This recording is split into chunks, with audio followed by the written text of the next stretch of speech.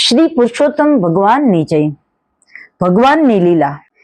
મહિષ્મતી નગરીમાં અજીત સેનનું રાજ. એની રાણીનું નામ સોનમતી. રાજા રાણી બંને ઘણા ઉદાર અને પ્રજાવત્સલ. રાજાને 2 કુંવર, બંને રૂપાળા ફૂલ જેવા. એકવાર બંને કુંવર એક સાથે માંદા પડ્યા તો એવા પડ્યા કે વૈદ હકીમોએ પણ હાથ ધોઈ નાખ્યા.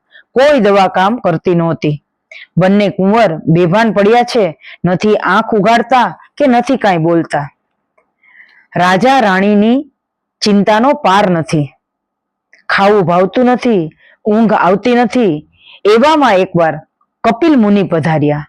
રાજા રાણી ચિંતામાં હોવા છતાં મુનિનો ભાવથી આદર સત્કાર કર્યો. કપિલ મુનિ તો મહાજ્ઞાની હતા. તત્કાળ રાજાની ચિંતા જાણી ગયા. પછી બોલ્યા, હે રાજન, બંને કુંવરને બચાવવાનો એક જ ઉપાય છે.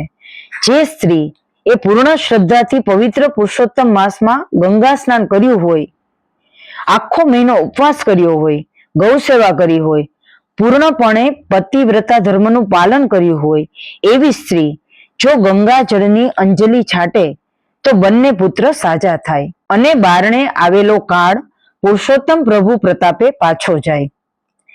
રાજાએ તો તત્કાળ નગરમાં ઢંઢેરો પીટાવ્યો. 1000 સોના મોહરોનું ઇનામ આપવાની જાહેરાત કરી. ઘણી સ્ત્રીઓ આવી, અંજલિ છાંટી, પણ કુંવરો ઊભા ન થયા. રાજા રાણી નિરાશ થઈ ગયા. આખા નગરમાં શોક છવાઈ ગયો. બધાએ માની લીધું કે હવે બંને કુંવરોનું મોત નક્કી છે. બન્યું એવું કે જંગલમાં રહેતી એક ભીલડીએ આ વાત સાંભળી. એ પૂર્ણ પતિવ્રતા હતી. વળી આજીવન પુરુષોત્તમ વ્રત કરવાનો પવિત્ર સંકલ્પ કરેલો હતો. એ ઘણી દયાળુ હતી. વાત સાંભળતા જ દરબારમાં દોડી આવી. પહેરેગીરોએ માંડ એને અંદર જવા દીધી.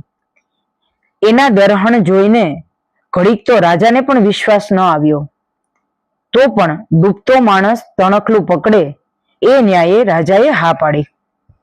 ભીલડીએ જમણા હાથમાં ગંગાજળ લઈ પુરુષોત્તમ પ્રભુને પ્રાર્થના કરી અને એ જળ કુંવરો ઉપર છાંટ્યું. બંને કુંવર આળસ મરડીને બેઠા થયા. નખમાંય રોગ ન રહ્યો. રાજા રાણી અને બંને કુંવરો ભીલડીના પગમાં પડી ગયા. પછી રાજાએ આગ્રહ કરી ભીલડીને સહસ્ત્ર સોના મોહરો આપી. ભીલડીએ સોના મોહરો બ્રાહ્મણોને દાનમાં આપી દીધી. વાયુ વેગે આ વાત નગરમાં ફેલાઈ ગઈ. સૌને પુરુષોત્તમ વ્રતનો મહિમા સમજાયો. સેંકડો નર નારીએ વ્રત કરવાનો પવિત્ર સંકલ્પ કર્યો. ભીલડી જીવનના અંતે કુટુંબ સહિત સદેહે વૈકુંઠ પામી. વ્રત કરે, પતિવ્રતા રહે, તેના ધાર્યા કાજ થાય. પ્રભુ કૃપા કરે એવી કે વચન સિદ્ધિ થાય. હે પૂર્ણ પુરુષોત્તમ પ્રભુ, તમે જેવા ભીલડીને ફળ્યા એવા સૌને ફળજો. શ્રી પુરુષોત્તમ ભગવાનની જય.